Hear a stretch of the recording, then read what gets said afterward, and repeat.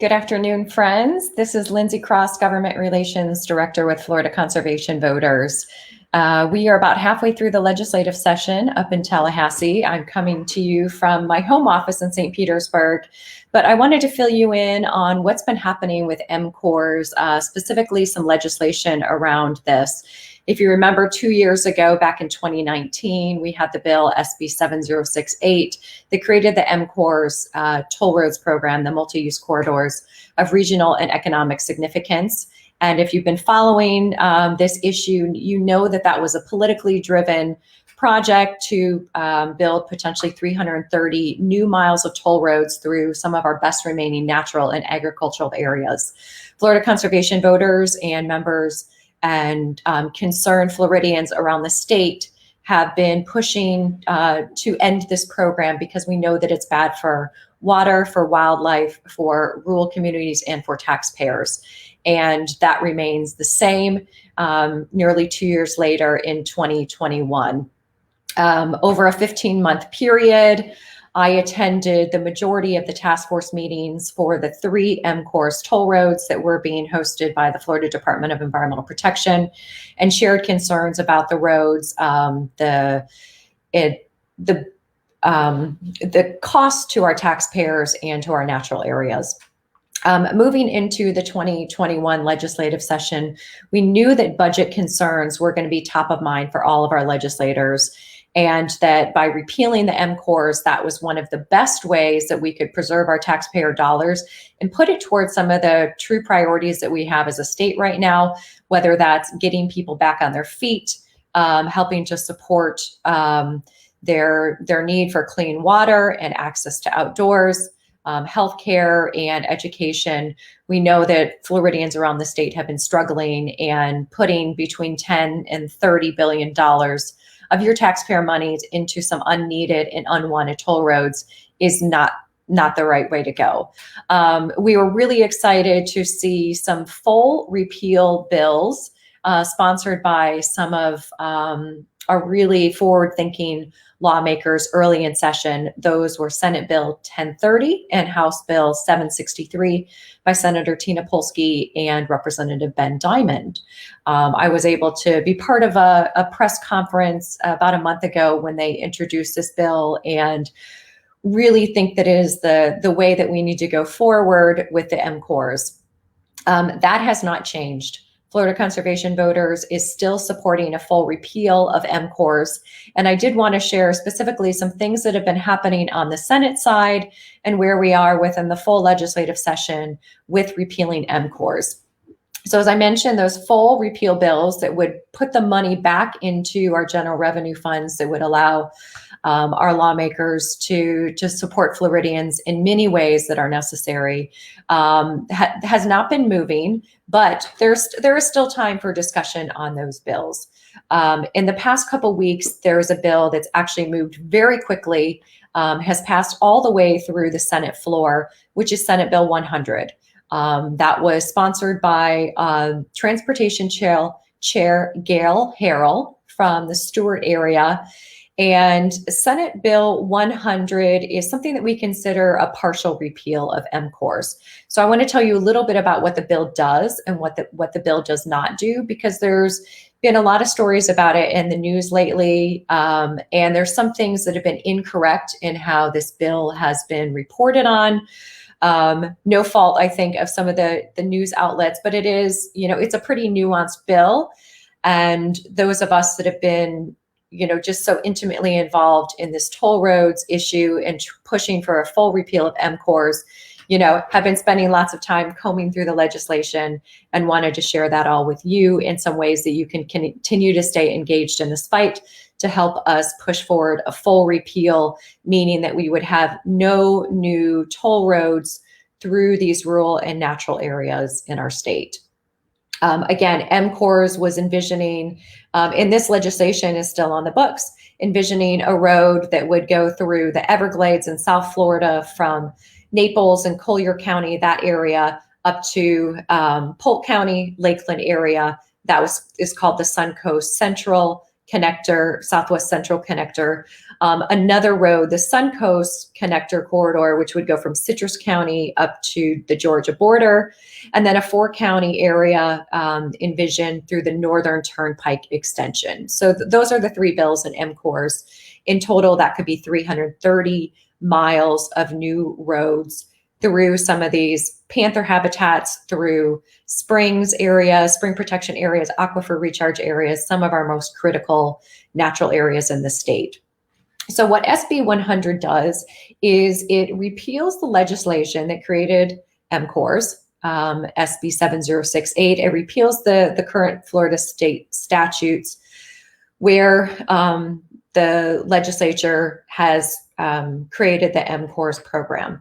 It also repeals the funding for MCORS, but rather than the full repeal bills that would put that back into general revenue, it retains that in the State Transportation Trust Fund.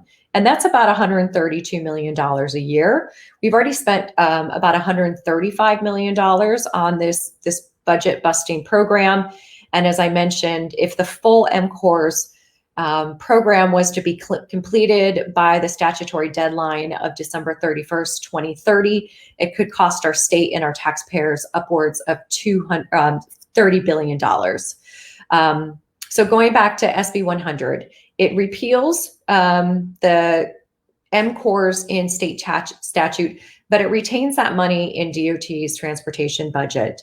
And it prioritizes some new roads or road upgrades through 2 of the MCORS study areas, being the Suncoast Connector area from Citrus now up into Madison County, and the Northern Turnpike area, which is this 4-county area, including Sumter, Marion, Citrus, and Levy County. So the bill establishes several things. Priority road upgrades, predominantly along US 19, extending from Citrus County to Madison County, connecting up to I-10. This is envisioned to create freer flow of traffic along US 19 or nearby roads through road separations, through bypasses, through controlled access facilities, and other mechanisms. What is concerning about that is that there is no guidance in the statute to give us any idea of how extensive that would be. There's no dollar amount. There is no study that's already been attached to that. It merely says that there will be road upgrades to achieve free-flowing traffic. Using the terms controlled access facilities implies that there could be portions or large sections that are tolled roads. There are considerations for local community members that would give them free access, continue to have non-tolled access along areas based on property owners and the amount of kind of road, how many miles of road front that they currently own. But it does mean that there could be several or many tolled components of US 19. And if you were to pull up a map of this area from where this is envisioned, the Suncoast Parkway to Phase 3 project in Citrus County up to I-10 in Madison County, this is about 130 miles. So that means that there could still be considerable impacts to our natural areas, to our water resources, and to some of the small towns in that area. We know that Levy County is one of the counties who has passed a no-build resolution because they did not want a toll road coming into their community. Commissioner Lily Rooks, who has been engaged in this issue and actually helped to bring that resolution forward to the commission, still is concerned about toll roads in this community. That position has not changed. Something that has changed is that in SB 100, Jefferson County, which was the most northern county in the Suncoast Connector, has been removed from consideration because they have also passed a no-build resolution, and people in their community have been so strongly against having toll roads bifurcating their natural areas and disrupting their community character that they were able to essentially get themselves out of play from this. So it shows that local activism and work at the grassroots level really does help to change the situation and to protect the interest of local communities. So I want to say, first of all, that there is still time to have a full repeal of MCORs, and that's something that we are continuing to push for. And I'll talk more about that at the end of our little discussion. So road improvements along US 19, we understand that there are needs for road upgrades, structural improvements, fixing our crumbling infrastructure throughout our state. Our transportation budget, due to impacts from COVID-19, the DOT's budget is expected to have close to a $3 billion hit through the next several fiscal years, through fiscal year 25-26. And DOT this year alone has already either deleted or delayed 77 projects throughout our state. If you live in the Tampa Bay area, you know that traffic coming off of the Howard Franklin Bridge into the West Shore area is incredibly congested. The West Shore interchange, some of those upgrades, is one of the projects that has been delayed due to the COVID-19 pandemic and budget cuts associated with reduced toll revenues, with reduced revenues in our state in general. So while we see that there is a need for road upgrades around the state, we question whether some of these upgrades in this 130-mile approximate stretch of road, if this is where our dollars should preferentially be going. Another thing that's established in SB 100 is for DOT to do a complete PD&E study, a project design and environmental study in a year and a half by December 31st of 2022 to study extension of the turnpike, which currently ends in Wildwood, Florida, to an undisclosed location. It's called an appropriate location in the legislation, which means that could be anywhere. That could be 5 miles away from the current terminus. That could be all the way to the border with Alabama. That could be going over to Jacksonville. Well, it is unlikely that it's going to go all the way to Alabama. I'm not suggesting that.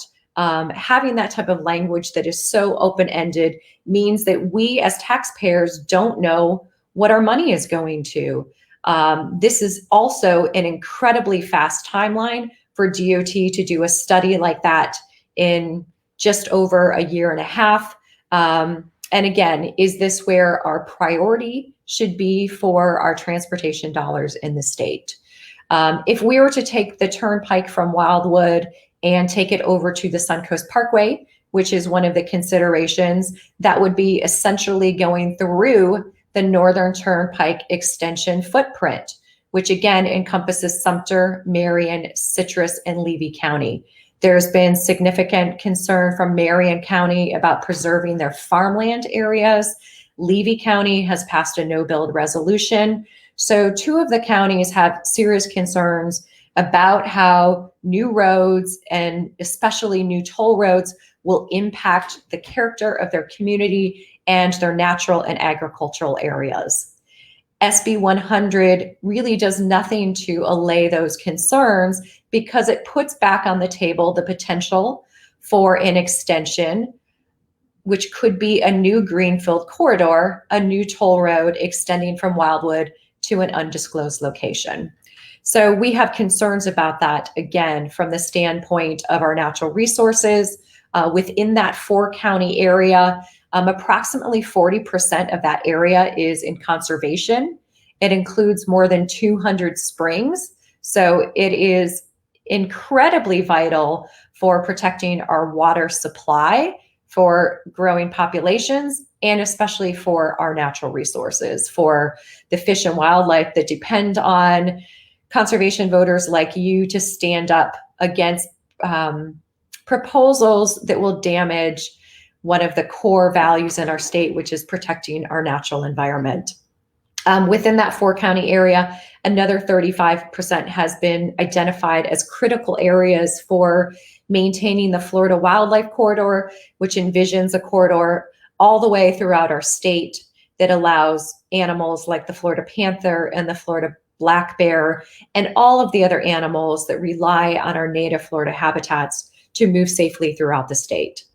So going back to SB 100, some of the key things are potential for significant road improvements within the Suncoast Connector Corridor and a new toll road within the Northern Turnpike area. So we have concerns about this bill. For that reason, Florida Conservation Voters has not been able to support the bill in its current form. We have reached out to the bill sponsor. We have talked to people in Senate Transportation as well as DOT and shared some of these concerns because we do want to be sensitive to our natural environment and to our fiscally constrained budget right now. There are some things that we can do. We continue to have a petition that allows people to show their support for a full repeal of MCORS. That would mean no new toll roads through those three areas: the Southwest Central Connector, the Suncoast Connector, and the Northern Turnpike extension. A full repeal would also put the money back into our general revenue fund, which would mean that it would be unrestricted for uses that are in line with our priorities as a state. That could be used for putting more money towards conservation, other things that are critical for getting Floridians back on their feet as we adjust to our new normal life at the hopefully tail end of this COVID-19 pandemic. SB 100 makes some strides to that, but it doesn't go far enough. There have been a few amendments to the bill, which were included in the final passage last Thursday on the Senate floor. What those amendments did is add in consideration for DOT to look at past reports and studies about roads in the areas, specifically referencing the task force reports. We know that there were in total more than 120 community members, appointees from state agencies, from special interest, from environmental groups that served on those task forces and put in hundreds, if not thousands of hours of their time to develop guiding principles and recommendations for how the MCORS roads should be built if that bill continued. We supported a no build scenario through all of those. And so there was recommendations from some of the members of the environmental community, as well as senators who wanted specific reference to those task forces included in SB 100. So that was accomplished, but the Florida Department of Environmental Protection still is not required to use the guiding principles. They're merely asked to consider some of the recommendations. So there are places where SB 100 could be considerably strengthened to find some clarification in the amount of upgrades that were necessary, the extent of new roadways that may be built in these natural and rural areas, and how those guiding principles would be adhered to in a more directed way. We are not asking for that at that time. We do know that the House will have the opportunity to take up that bill, or instead to look at the full repeal bill. Again, HB 763, sponsored by Representative Ben Diamond from the St. Petersburg area. FCV is going to continue to be engaged in this. We are pushing through the end of the legislative session for a full repeal of MCORS because we feel like that is the thing that is most protective of our natural environment and healthy communities for everyone. It's what you and the people of Florida have said that you wanted. Public comments to DOT during the task force process, 93% of you out of nearly 10,000 comments said that you wanted no build. That didn't mean a partial build. That didn't mean just a little bit of a turnpike or some roads. That meant no build. That means we want to protect the integrity of our natural areas and community character, that we value our water, our wildlife, and our taxpayer dollars. And so a full repeal of MCORS is really where we need to be. So I want to share some links in here, ways that you can continue to be engaged by signing our petition for a full repeal, as well as helping to support our efforts. If you feel moved to make a donation to help support this, this has been one of our core issue areas over the past 2 years. As I mentioned, I've attended nearly all of the task force meetings. I think there were close to 30 of them in total. So lots of time in person prior to the pandemic, and then doing making comments virtually. We've been engaged with legislation and helping to support these full repeals. And I did speak several weeks ago on SB 100 when it came before the Senate Appropriations. Again, raised some of these same concerns, that there were a lot of uncertainties in the bills that had yet to be addressed. And we also want to make sure that the priority transportation projects in our state are being driven by need and being driven by the planning and community work done by the Department of Transportation, not being mandated by our legislature. Their job is not to plan where new roads are. That's the job of DOT. And there are components of SB 100 that still make this a politically motivated bill, rather than having this be solely in the authority of DOT to make the decisions based on their involvement with local community members, with planning departments, knowing where our tax dollars should best be invested. So that is what I wanted to share with you today. We will continue to be involved at the legislative level. We are continuing to work with community members. If you're interested in passing a no-bill resolution in your community, it's not too late to take those actions. We have about 4 or 5 weeks left. We are in week 5 of the legislative session. Our last week, week 9. We will end on April 30th, so there is still plenty of time. There is time to fully repeal MCORs and make sure we have the full security that we're protecting the natural areas, these critical habitats and wildlife areas, our springs and aquifer recharge areas, and putting your tax dollars to the best use that we can. If there's any questions from people, I want to answer anything that's come in from the chat.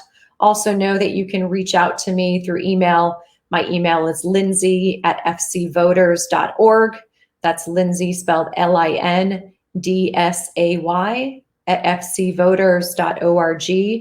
I'm always available as a reference if you have questions. We want to make sure that you understand what's happening up in Tallahassee in discussions at within the Senate and the House, and know that we are continuing to push for what you've asked for, which is a full repeal of MCORs. So it looks like there's no questions right now, but hopefully you were able to find the links to sign the petition. And if you'd like to support our continued efforts to get more people engaged in this, we want to make sure that we are being fully protective of our natural environment and our taxpayer dollars through a full repeal of MCORs. That is what you have asked for, and we hope to deliver on that this year. We need to keep this momentum going. Looking forward to next year, I think we'll have different things that will be priorities. And so really, we need to capitalize on the momentum that we have right now, continue to push for this full repeal, and let's celebrate a victory on May 1st. How about that? All right. Thank you guys so much for your time. I hope that you have an excellent end to your day. And as always, it's a pleasure and an honor to share this with you. Thanks again for your time. Be well, conservation voters.